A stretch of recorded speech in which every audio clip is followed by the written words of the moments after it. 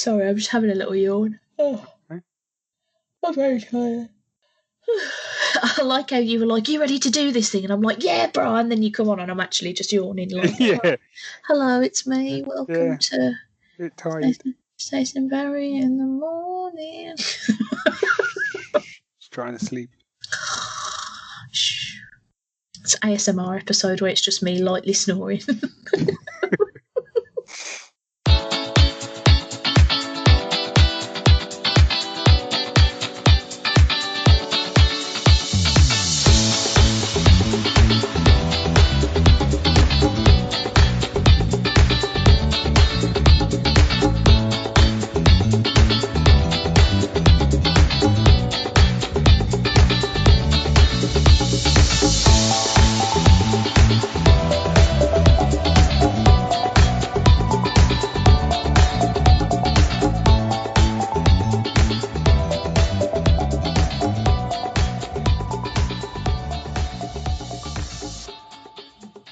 Good morning, geekdom. Good morning, everyone, and welcome to another rib tickling.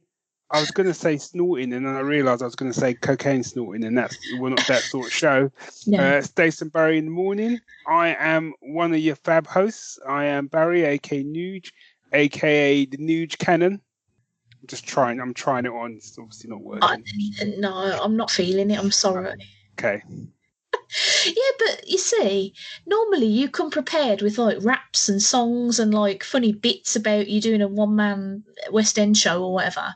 So I thought I'll let Barry take the wheel this time, so it's not just me going, I don't know, hello, here's an improv song that I'm terrible at, like I usually do. And then you come out with Nuge Cannon, and I don't know what's happening. Yeah. But don't worry, all of this is going to be Nuge Cannon when the Nuge verse comes out. Okay. I don't think you can force a nickname. I've tried it before and it didn't work. Okay. I really wanted Tails to take off for me because I love Tails from the Sonic games and my surname's Taylor, so it sort of makes sense. But nobody's picked it up. I could go with Tails. Don't you think I'm like a cute little fox? Yeah, like I think Tails? Tails would work. I think Tails would work for you. So do I. But Yeah. Rich was just like, you can't make up your own nickname and then be like, everybody call me this. Because it's just weird. And I'm like, well... flyers. Nickname flyers. I've got a friend called Key who once came to us and said that he thought it'd be cool if people called him the Tinker, and I couldn't stop laughing at him. Sorry, Key, if you're listening, I love you, but the Tinker's a terrible I name. am the Tinker. The Tinker. He sounds like one of the terrible Batman villains, like Condiment Man or whatever. Condiment Man. That's not a Batman villain. Yes, it is. It's a something villain in the DC universe. I think Condiment Man. I believe it's real. Maybe I'm being really gullible and it's just something somebody on the internet did once, but I'm pretty sure it's real. Yeah, okay. Anyway. Apologies for my shit intro, but we are the aforementioned Barry and Stace, sometimes known as Stace and Barry. And I mean, most times because of our logo. Yeah. I'm sorry, pardon me. And so here we are, end of the year, about to do our Christmas special. Woo! Oh, have you prepared Christmassy things? Because I haven't. I haven't. I'm just saying it's a Christmas special. I'm not doing it. It's going to be the exact same episode that you've been listening to all year. It's just the fact that I've just said it's at Christmas. That's it. Christmas special, and the thing that's special about it is it's not Christmassy. Yeah. What makes it special is there's nothing different. No, absolutely the same old shit. Same old bullshit. Same old free features that we're going to pick at random and make some stuff up. So buckle in for another 30 minutes of exactly the same 30 minutes you've been enjoying all year. Exactly. See, that's why you should be doing the fucking intros and not letting me do it. Okay, I'll remember that in the new year. Okay. My New Year's resolution will be to prepare a song in advance so that I don't just start one as an intro and then peter off. Yeah. Should we do a little old segmento? Yes, let's do a segmento, the great Mundo. Excellent.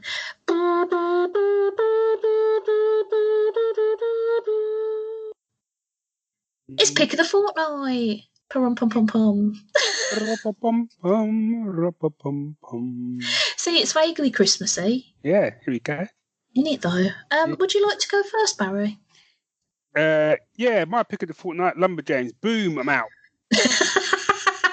Welcome to the Lumberjanes party. Everybody is welcome here. Yes, so my pick of the fortnight, it was a toss-up between this and another one, but I've picked this. Mainly because this is a comic. It is done by Shannon Waters, Grace Ellis, Brooklyn A., Ellen, and Noelle Stevenson. And it's published by Boombox, an imprint of Boom Studios. I picked this up randomly because I've got Kindle Unlimited. I think it's unlimited. It means like I can get some. Basically, there's loads of comics that are on there for free. Well, not really free because it's obviously part of the unlimited package. And this one has sort of popped up, and it'd been on my radar for a little while to sort of check it out for years, but for some reason I've just never got around to reading it. And I don't even know why it was on my radar because I didn't know anything about it. But I thought, I'll go on there and I'll give it a go. And I rinsed through volume 1 within a day. And I'm now making my way steadily through volume 2 at a slower pace because I kind of want to enjoy it. Mm-hmm. And so to give you the blurb of what it is, it's basically it's set at a summer camp where the attendees are known as Lumberjane Scouts.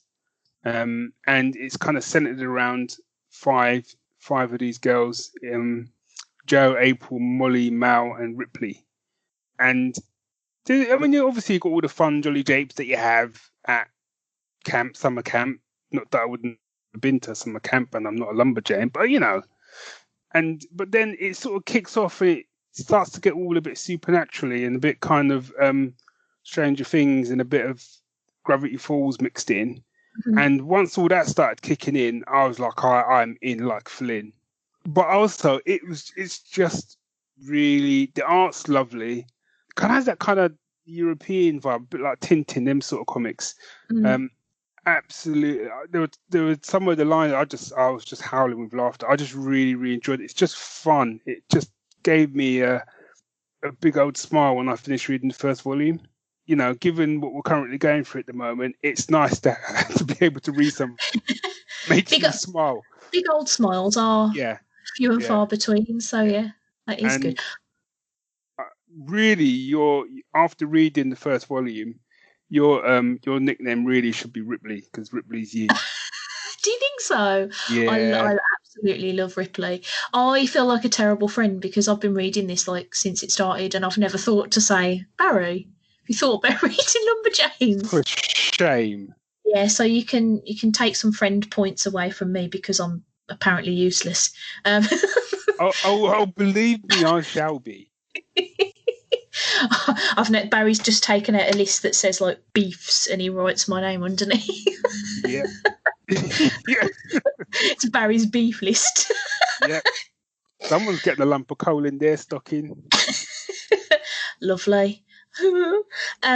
It's one of those comics that's like I never think to recommend it to people because I think when I read it it's just so like like I never think about it as being like it's, you know how a lot of the times when you want to recommend somebody a comic you want to recommend them something that's going to like knock their fucking socks off or be like super fucking smart so you look like a proper swatty. Yes. You know what I mean? Yeah, whereas this is like, and I'm not saying this isn't smart because it absolutely is. It's very smart. It's very funny, but it's also like just fun. Like it's not designed to like super tax your brain, or it's just designed for you to have a really good time while you're reading it. I don't know why I don't recommend it to more people. What a dickhead! Yeah. You want to make that your New Year's resolution? Well, my New Year's resolution for next year will definitely be read more comics because I've got about 300 in my to read pile. And obviously score back the friend points that you just lost. That should be like your ongoing resolution. Yeah, I'll have to think about how to do that. Yeah, good luck with that. Mm-hmm. Yeah. Anywho, Lumberjanes, it is very good. Yeah. It's very good. Go read. I don't know how many volumes are out. Neither do I, because I read them single issues and I'm an idiot. And also, there's been a few sort of like, not spin-offs, but like sort of side stories, like like little mini series runs by different writers and Okay. artists and stuff. So there's a couple of those knocking around as well, which are very good. I believe Lila Sturgis did one recently. Right. She's very good. Wholeheartedly back up your recommendation of Lumberjanes. My pick of the fortnight was a film, because apparently all I do in lockdown and whatnot is watch films like relentlessly. Apparently I've watched 373 films so far this year, according to Letterboxd, which is more than a film a day. So What the Joan Jett? But the worst part is that I don't think I've watched even half as many as Rich has watched. So Wow. yeah, phenomenal movie watching. But we watched a film the other day called Love and Monsters. I don't know if you've heard of this. I don't think I have. Well, it was one that it's a film from this year, and it was one that I didn't know anything about. Rich was just like, "Oh, I've got this film. Do you want to watch it?"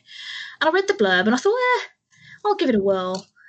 So the blurb was basically that this film is set 7 years after the monster apocalypse, where a bunch of just like massive monster nightmare things just appeared on Earth.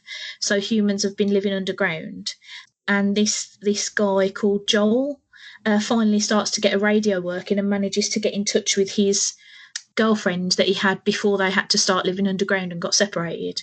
Right. And he decides to brave the surface to find her like sort of community that she's living in, so that they can be reunited. And it's not quite as twee as it sounds, which is good, because I was like, oh, is this going to be sickening? But it's really good. It's the designs for the monsters are fantastic. Like, I was watching it and just like, what the shit is that? It's amazing. There's like a sequence where he's sitting down watching like a sort of giant sky jellyfish light show. It's beautiful. But it's like it's one of those films where there's not really any imminent danger, because he's going to get to the end and nothing too dramatic's going to happen. But it's got like a charming lead. This kid Joel is played by Dylan O'Brien, who I don't think I've heard of before, which is a bit bad. But he's like a charming enough, like he's fun enough to follow. The dialogue's quite fun or funny. There's some great characters that he sort of like meets along the way. He befriends an adorable dog. And obviously, like I say, like a lot of the monster sequences are like really, really great looking. And it was just one of those films that when me and Rich finished watching it, firstly, it had an ending that I wasn't quite expecting, which I thought was pretty good from a film that was sort of billing itself as a sort of slightly twee love story. But on top of that, it was just one of those films that when we finished watching it, I was like, no, that was really good, that was. Like, we didn't sit there and like dissect, oh, well, this bit, and that bit, not like after I watched Tenet and I was like, oh, that's really fucking disappointing. Fucking Tenet, man. Bane of my life. Go. I can't. Can he do it, man? It's shit. Anyway. Yeah, Love and Monsters. I would definitely recommend giving it a whirl if you fancy just like a slightly inept man trying to fight monsters to find his girlfriend type film. Cool. Yeah. I did see the more you talked about it, the more I thought this sounds familiar, and I do remember watching the trailer for it. And then it just sort of disappeared off my radar. Yeah, I think it was one of those ones that because of everything that was happening with the cinemas this year, it was intended for a cinema release, and then it got a bit delayed, and then it was one of them where it fell off a lot of people's radar, I think, because all of a sudden it was like, oh, I guess we'll stick it on one of the streaming services kind of thing. Yeah. Or I can't remember if it was that or if it was like, oh, we'll show this in like the 2 cinemas that are open. Yeah. For like a day. Yeah. So, yeah. Cool. It's good stuff. Good stuff. Yeah. Shall we put up a pom-pom to another segment then? Oh, I was going to do a different trumpet, but if you want me to pom-pom-pom-pom, I absolutely can. I mean, I don't want to sort of like interfere with your musical creativity, so okay. You do what you see fit.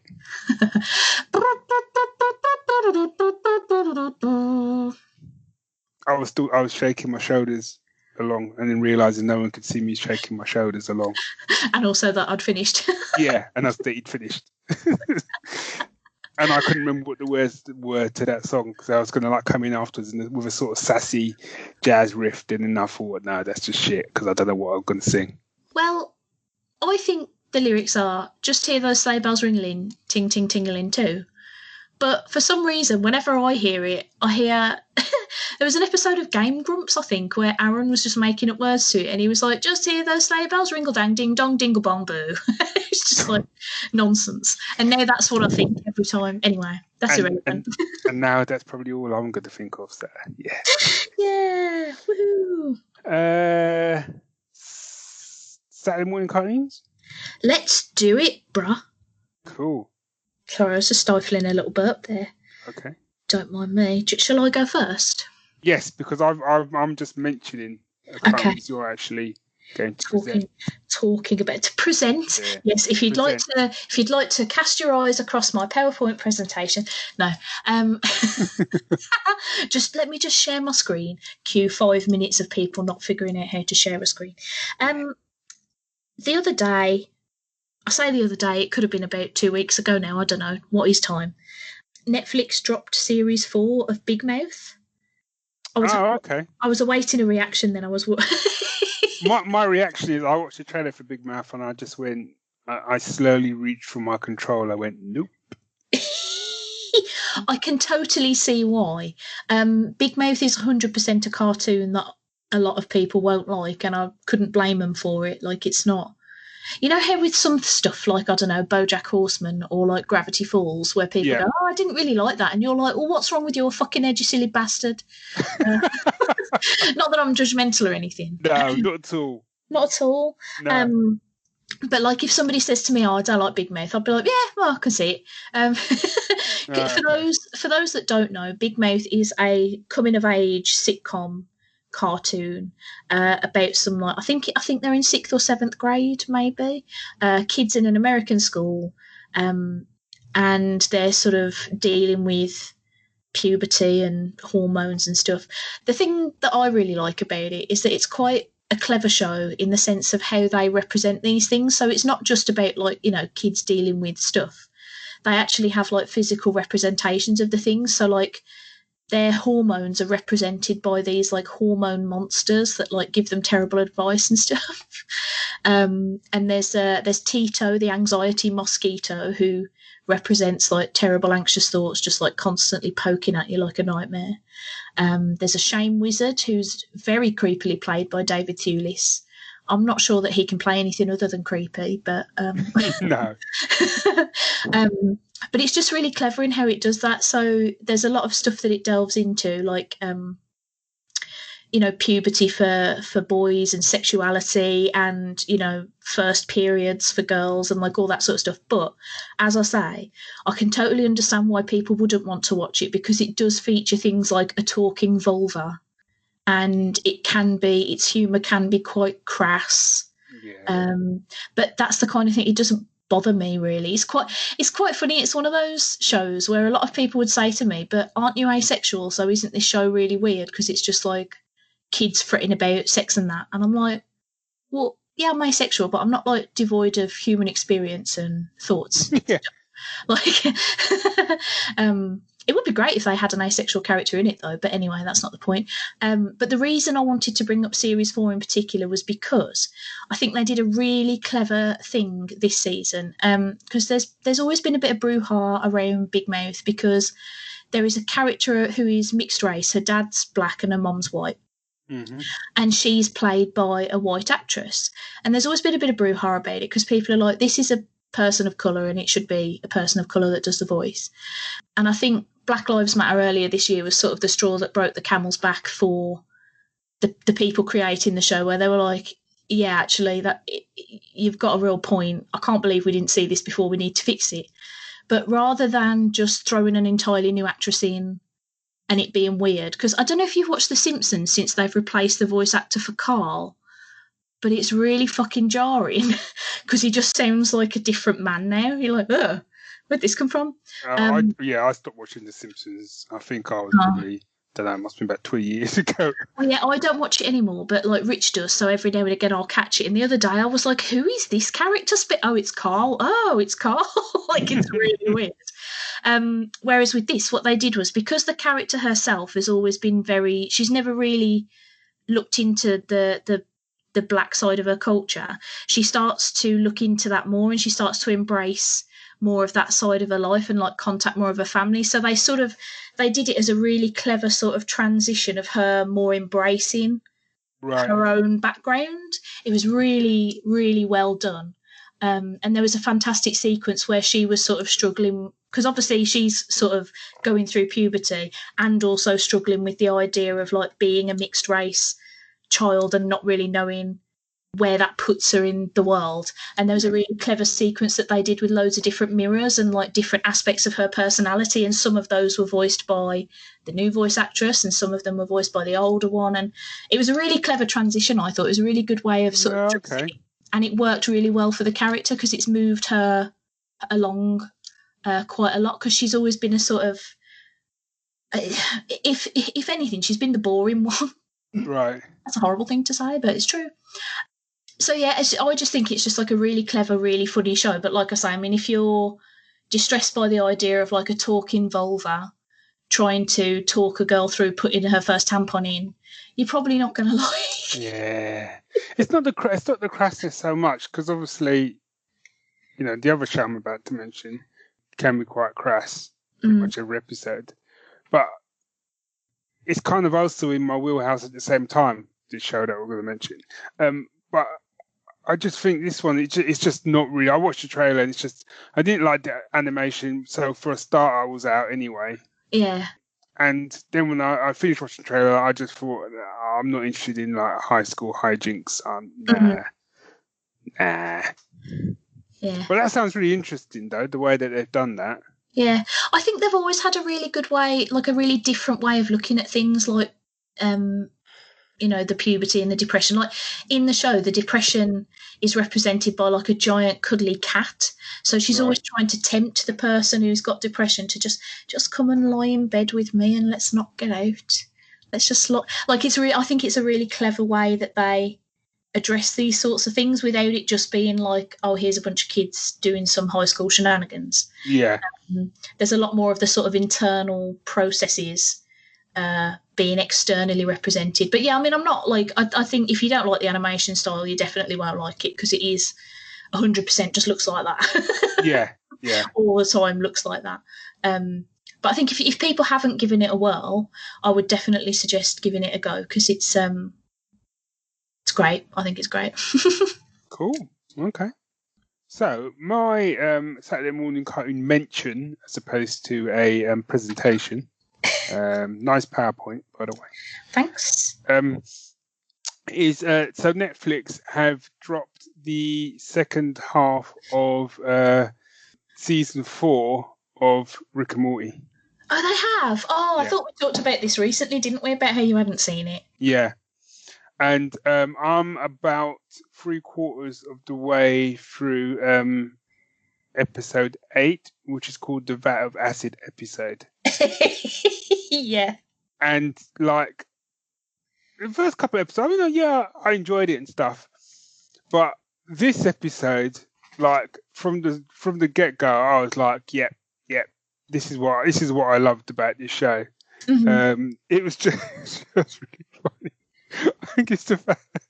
So it starts off. I mean, I'm going to spoil it a little bit, but it's the fact that it starts off with Rick coming up with this like elaborate scheme to get away from the bad guys by creating this vat of fake acid for them to jump in. And it's the fact that when they jump in, it's the fact that the bad guys don't leave. And they're like, I can't believe they just did that. That's really messed me up. And it's like, they just say to him, look, we're here for you, boss. You take as long as you want. We don't have to go anywhere. We're right here. And he's got Rick and Morty like under the water in the acid, like breathing tubes, waiting for him to leave. And then it ends up with Rick, with Morty just losing his shit over it and basically saying you just invent shit stuff, and there's a massive argument. And even the way they did the argument is really good, because it's like a proper argument. Yeah. And Rick basically invents this device that gives Morty the ability to create save points. Yes, I Um, cried at some of the stuff that he was doing with the save points. But it's the one that he did, and I have to reference Deergate from Gravity Falls. If this is the first time listening to us, I'm sorry, continuity. You're gonna have to go back and listen. But it's the fact that one of the things that he does is it becomes this much longer sequence where they kind of fall in love, and then they get on the plane, and then the plane crashes and stuff. And there's a bit in it where like it is. I mean, it's gone to as shit as it can be.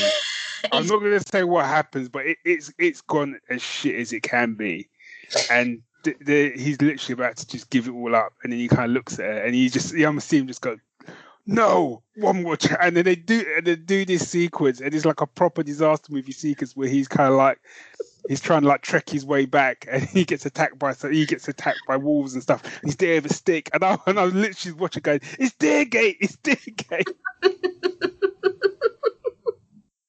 Oh, bless you. I absolutely loved that episode. Oh, it's quality.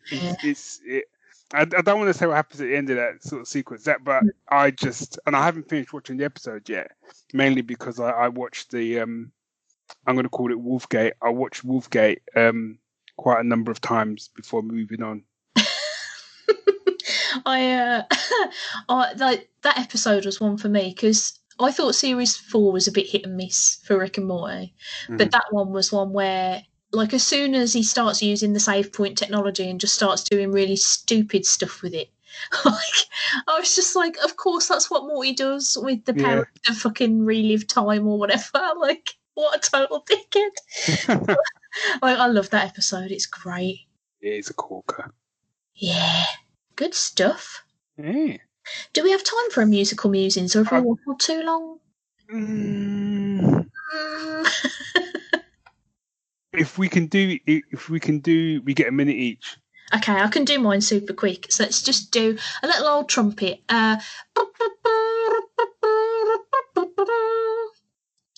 Jingle bells in it. My musical musing is Open Road, which is from the Wonder Woman 84 soundtrack, which I haven't seen the film or heard the whole soundtrack yet, but Hans Zimmer put a bit of this on his Instagram page and was like, have a sneaky peek at this sneaky single. So I did have a sneaky peek, and then I went and had a sneaky listen, and it's great. It is it's sort of taken, like, it's like a riff on the what's sort of been come to known as Wonder Woman's theme, you know, the bit of music with the gnarly electric cello from Batman versus Superman. So it's like a riff on that, but it's more sort of like full orchestra, bombastic brass. Yeah, it's good stuff. I'm very excited to hear the whole soundtrack when I get a few minutes to stick it in my ears. Nice. Your turn. My turn. So, really quickly, it's going to be really difficult, this one, but I'm going to do it quickly. I've had one. This track has been my my ringtone for, I don't know, 5 years. So this is probably like one of my top 5, if not top 3 favorite tracks of all time. It is called Countdown to Destiny. It is from the Stargate Universe TV series, short-lived series, and it is by the quality that is Jerry Goldsmith. No. Oh no, Joel Goldsmith. And it is just amazing. It is just an amazing piece of music. That's pretty much all I can say. It's just amazing. Excellent. That was quick. It was quick, wasn't it? God, maybe, who knows? Maybe we can do more quick musical musings like this in the future. Oh, well, look at us. We can get to the point. Yeah. We try really hard. Yeah. Kind of boring, that, getting to the point. Yeah, it is, isn't it? Yeah. Well, this is the point at which this episode ends. Yes. We love you all. Have a fucking top tits fantastic Christmas. I know it's weird this year, but like, make the most of it if you can. Or just do whatever the fuck you like. If you don't want to do Christmas, don't. I don't care. Do whatever makes you happy, as long as it doesn't hurt others. Have a fun time and a safe and happy new year. And we love you. Mwah. Yep, we love you, but not you. You know who you are. Yeah. You can do one. You can absolutely do one. You slag. Happy Christmas all, and remember, wherever you're going, I've already been there. I don't think that's true. It is. Is it though? Yep. Oh, and my new older toilet Nuge comes out in 2021. Live it, buy it, earn it, Nuge. Canon de Nuge. Calling it back. I'm calling it back. Hey, look at you. Hey. No flies on you, missus. Not right now, I had a shower. Okay. Yeah. That'll do then, I guess. Bye, everyone. Yep. We love you. Happy Christmas. Merry Christmas. Love ya.